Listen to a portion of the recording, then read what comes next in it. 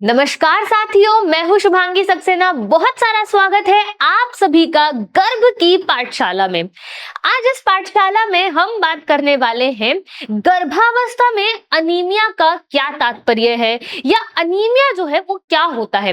तो साथियों, समझने का प्रयास करते हैं कि अनीमिया से क्या तात्पर्य है। तो देखिएगा, अनीमिया का मतलब होता है कि रक्त की कमी से होने वाले रोग को आप अनीमिया बोलते हो। अब ये वैसे ही बहुत ज्यादा खतरनाक होता है। अब हम बात कर रहे हैं कि गर्भावस्था में यदि अनीमिया हो गया है तो फिर इसके क्या परिणाम मां को देखने पड़ेंगे और शिशु को भी देखने पड़ेंगे।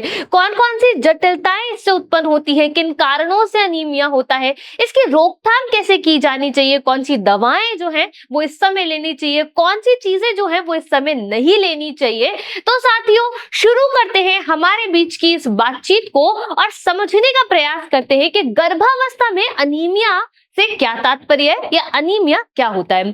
तो देखिएगा साथियों कि गर्भावस्था में अनीमिया जब होता है, क्योंकि गर्भावस्था जो होती है ना, इसके अंदर क्या होता है, आपको जो ब्लड है, आपका जो खून है, आपका जो रक्त है, उसकी बहुत ज्यादा आवश्यकता होती है। क्योंकि क्या हो जाता है, एक तो माँ के शरीर को भी रक्त चाहिए, दूसरा शिशु के शरीर को भी तो रक्त की आवश्यकता है कि नहीं। तो ऐसी स्थिति में क्या होगा कि गर्भावस्था में स्वाभाविक है कि खून की कमी यहाँ पर हो जाए। अब ये जो आपका खून है ना, ये चार चीजों से मिलकर बना है। पहला होता है प्लाज्मा, फिर आपका होता है आरबीसी, फिर डब्ल्यूबीसी और फिर आपका बिम्बाणु। तो देखिएगा, गर्भावस्था में खून की जरूरत में वृद्धि हो जाती है। क्या होगा कि गर्भावस्था में आपको जो रक्त है उसकी आवश्यकता ज्यादा होगी।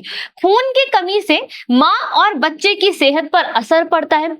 आपकी जरूरत तो बहुत ज्यादा है, लेकिन क्या हो रहा है कि रक्त की कमी है। अब ये जो रक्त की कमी आपको हो गई है, ये किस में हो रही है, इसकी वजह से मां को भी समस्या का सामना करना पड़ेगा, जटिलताओं का सामना करना पड़ेगा और शिशु को भी जटिलताओं का सामना करना पड़ेगा।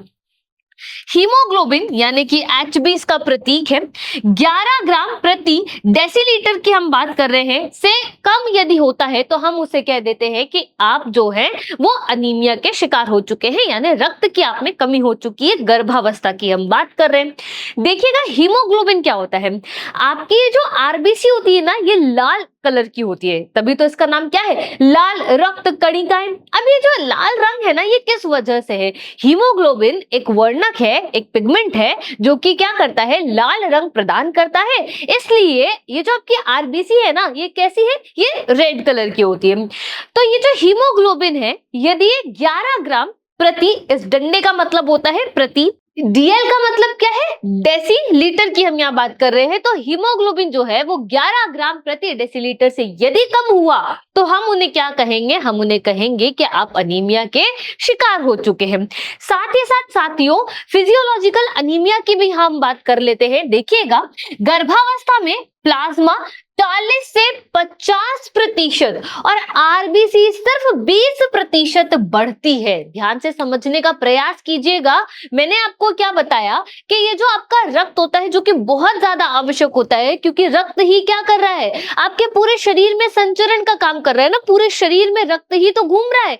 अब रक्त के माध्यम से बाकी सारी चीजें भी आपके शरीर में घूम रही हैं, जिसमें पोषक तत्व हो गए हैं, जिसमें आपकी ऑक्सीजन हो गई है और अन्य आवश्यक तत्व जो आपके शरीर के लिए बहुत ज्यादा आवश्यक है, वो रक्त के माध्यम से ही आपके शरीर के प्रत्येक भाग तक पहुंचाए जाते हैं। तो रक्त तो बहुत ज्यादा महत्वपूर्ण चीज हो गई है हमारे शरीर के लिए। अब अगर हम इस रक्त की बात करें तो इस रक्त में कितनी चीजें हैं। इस रक्त में हमारे पास सबसे पहले आता है प्लाज्मा, जो कि कैसा होता है, एक तरल पदार्थ होता है।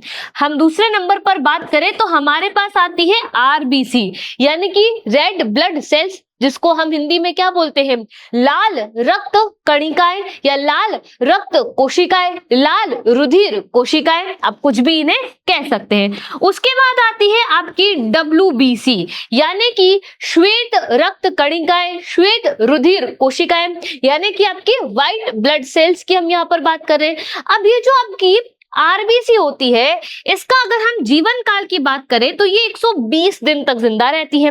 लेकिन अगर मैं डब्ल्यूबीसी की बात करूं तो ये केवल 3 से 4 दिन ही जिंदा रहती है। और आप जानते हो कि ये जो डब्ल्यूबीसी है, ये आपके शरीर की आर्मी है। जैसे कि हमारे देश की आर्मी हमें प्रोटेक्ट करने का काम करती है, उसी तरीके से ये जो आपकी WBC है, ये आपके शरीर को प्रोटेक्ट करने का काम करती है। किससे? आने वाले बैक्टीरिया से, बीमारियों से, संक्रमण से। तो ये बहुत ज्यादा आवश्यक है, क्योंकि ये अंदर क्या करती है? डिशुम डिशुम करती है। साथ ही साथ आपके जो शरीर है, उस शरीर में ये जो रक्त है, इसमें और क्या होता है? इसके अंदर होता है बिंबाणु, यानी कि प्लेटलेट्स की हम यहाँ पर बात कर रहे हैं। तो ये चार चीजें आपके रक्त में मौजूद होती हैं, जिसमें ये जो प्लाज्मा है, ये तरल पदार्थ होता है। अगर हम प्लाज्मा की बात करें तो ये कैसा पदार्थ है? ये आपका तरल पदार्थ है। अब ये जो तरल पदार्थ है, ये क्या करता है? ये पूरे शरीर में, यानी ये आपके रक्त के अंदर होता है। तो ये क्या करेगा? ये जो पूरे शरीर में जैसे जैसे रक्त घूम रहा है, तो ये जो प्लाज्मा है, ये अपशिष्ट पदार्थों को, हॉर्मोन्स को क्या करता है? ये आपके शरीर में घुमाने का काम करता है। अब देखिएगा, हम कह रहे हैं कि गर्भावस्था में प्लाज्मा जो है वो 40 से 50% तक बढ़ गया। मींस क्या हुआ कि 40 से 50% आपका प्लाज्मा में वृद्धि हो गई, पर जो आपके आरबीसी है वो नहीं बढ़ी, वो सिर्फ 20% ही बढ़ी है। अब इससे होगा क्या कि खून पतला और हीमोग्लोबिन का स्तर जो है वो कम यहाँ पर दिखाई देगा, क्योंकि इसके अंदर ये तरल पदार्थ है ना, इसके बढ़ने से क्या होगा? आपका जो ब्लड है, आपका जो रक्त है, वो कैसा हो जाएगा? पतला हो जाएगा। अब जो आपका खून है वो पतला हो जाएगा, तो हीमोग्लोबिन का स्तर कैसा दिखाई देगा? कम दिखाई देगा। अब अगर आपका हीमोग्लोबिन का स्तर दिखाई देगा, तो ये कैसे बदलाव है? ये नेचुरल चीजें हैं, ये नेचुरल चेंजेस है, प्राकृतिक बदलाव है। डिलीवरी के 6 हफ्ते बाद ये अपने आप ठीक हो जाते हैं, ये सामान्य बात है। ये ऐसी कोई बहुत बड़ी बीमारी नहीं है, ये सामान्य बात है, ऐसा हो सकता है और फिर ये अपने आप यानी स्वतः ही ये ठीक हो जाते हैं। तो देखिएगा, मान लीजिए कि ये ब्लड है और इस ब्लड में 40 से 50% तो प्लाज्मा आप देख सकते हैं, जो कि एक तरल पदार्थ है, और आप देख सकते हैं कि 20% सिर्फ क्या है? आपकी आरबीसी है। एक समस्या यहाँ पर है। अब ये समस्या क्या है कि अगर आपका हीमोग्लोबिन का स्तर कम हो गया है ना, तो शरीर आपको कैसे बताएगा कि आपके शरीर में किस चीज की कमी हो गई है? तो देखिएगा, यदि हीमोग्लोबिन का स्तर यहाँ कम हो गया है, तो शरीर में क्या होगा? आपको थकावट महसूस होगी, आप जल्दी थकना प्रारंभ करेंगी, थकान महसूस होगी, कमजोरी सी आपको महसूस होगी, चक्कर आना स्वाभाविक रूप से इसका लक्षण है। तो आपको ये बात ध्यान रखनी है कि आपका जो शरीर है वो स्वस्थ रहे। हम शुरू से बात करते आ रहे हैं कि गर्भावस्था में आपको अपना बहुत ज्यादा ध्यान रखना है।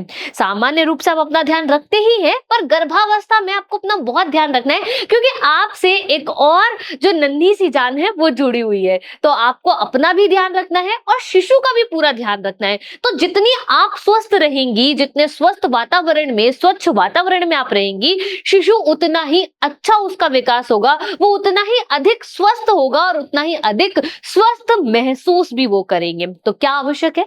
आवश्यक ये है कि आप अपना अच्छे से आहार लें, किसी भी पोषक पदार्थ की कमी यहाँ पर नहीं होने दें, अच्छे से आराम आप करें। किसी भी प्रकार की अगर समस्या या जटिलता आप अनुभव कर रही हैं, महसूस कर रही हैं, तो तुरंत जाकर के अपने चिकित्सक से उस चीज के बारे में परामर्श लें, उनसे उसके बारे में बातचीत करें। आगे बात करते हैं, आयरन की जरूरत क्यों है।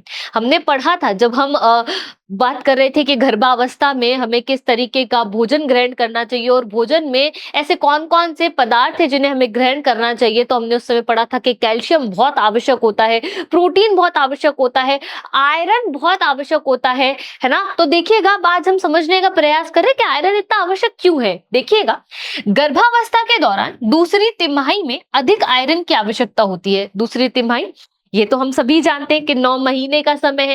अब इस 9 महीने को हमने क्या करा? 3 तिमाहियों में वर्गीकृत कर लिया, यानी कि 3 ट्राइमेस्टर्स हमने बना लिए। पहली तिमाही में 1 से 3 महीने आते हैं, जिसको हम फर्स्ट ट्राइमेस्टर इंग्लिश में बोलते हैं। दूसरी तिमाही की अगर हम बात करें तो 4 से 6 माह का जो समय है वो दूसरी तिमाही में आता है, जिसे आप क्या कहते हैं? सेकेंड ट्राइमेस्टर कहते हो। तीसरी तिमाही की अगर हम बात करें तो इसके अंदर क्या होता है? आपके 7 से लेकर के 9 तक के जो महीने हैं वो तीसरी तिमाही में आते हैं, जिसे आप थर्ड ट्राइमेस्टर बोलते हो। टोटल 40 सप्ताह की एक बहुत सुंदर जर्नी होती है, जिसमें आपको बहुत सारे नए नए अनुभव प्राप्त होते हैं, बहुत सारी चीजें आप सीखती हैं, और साथ ही साथ आपको इस समय अपना बहुत ज्यादा ध्यान रखना है, यानी बहुत ज्यादा ध्यान रखने की आपको आवश्यकता है। एक संतुलित आहार से पूर्ति इसकी नहीं हो पाती। देखिएगा, आयरन बहुत ज्यादा आवश्यक है। जैसे जैसे भ्रूण का विकास होगा, जैसे जैसे भ्रूण जो है वो बड़ा होगा, परिपक्व होना प्रारंभ होगा, उनके अंगों का विकास होगा वैसे वैसे आयरन की आवश्यकता आपको बढ़ती चली जाएगी। लेकिन ये जो आयरन की आवश्यकता है, यह आपके एक संतुलित आहार से इसकी पूर्ति नहीं हो पाएगी। अब इसकी पूर्ति के लिए आपको क्या करना पड़ेगा? फिजियोलॉजिकल आयरन की कमी हम इसे कहते हैं, क्योंकि ये क्या होता है, ये स्वाभाविक रूप से हो रही है, आपने इसे जानबूझ करके नहीं किया है। तो क्या लेने पड़ेंगे? सप्लीमेंट्स हमें यहाँ लेने पड़ेंगे। जो चिकित्सक है वो परामर्श देते हैं कि आप इन दवाओं का सेवन करें, इस प्रकार के आयरन के टैबलेट्स का आप सेवन करें। तो आपको क्या करना है? आयरन की टैबलेट्स लेनी है, जो भी आपका चिकित्सक उस समय आपको परामर्श देता है, आपको उसे मानना है और उसे क्या करना है? नियमानुसार फॉलो करना है। आगे बात करते हैं इसी संदर्भ में कि इसके क्या कारण होते हैं, तो समझने का प्रयास करते हैं। बहुत ज्यादा महत्वपूर्ण चीज है। हीमोग्लोबिन और हिमेटोक्रिट का स्तर कम हो जाता है, सीरम आयरन जो है वो यहाँ पर कम हो जाता है, शरीर की आयरन को पकड़ने और अवशोषित करने की क्षमता जो है वो यहाँ पर बढ़ जाती है। शरीर क्या कर रहा है? आयरन को अवशोषित करने की क्षमता उसकी ज्यादा हो गई है। अब जब शरीर ज्यादा अवशोषित कर रहा है तो क्या होगा कि सीरम आयरन जो है वो यहाँ पर कम हो रहा है।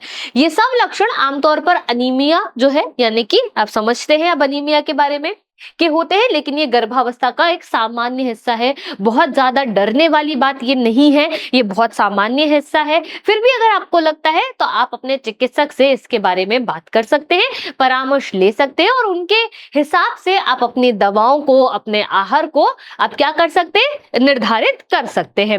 आगे इसी संदर्भ में बात करते हैं, गर्भवती महिला और उसके बच्चे दोनों को ऑक्सीजन देने के लिए ज्यादा लाल रक्त कोशिकाओं की जरूरत होती है, क्योंकि लाल रक्त कोशिकाएं क्या करती है? ऑक्सीजन जो है उनका वहन करती है, आपके पूरे शरीर में ऑक्सीजन को लेकर के जाती है। शरीर को आयरन, फॉलिक एसिड और अच्छी खुराक और ज्यादा जरूरी होती है। ये सारी चीजें गर्भावस्था के दौरान क्या होगी? शरीर को ज्यादा मात्रा में चाहिए होगी। कारण आप जानते ही हैं, क्योंकि शरीर क्या कर रहा है? एक दूसरे शरीर का निर्माण यहाँ कर रहा है, एक भ्रूण का विकास यहाँ पर कर रहा है।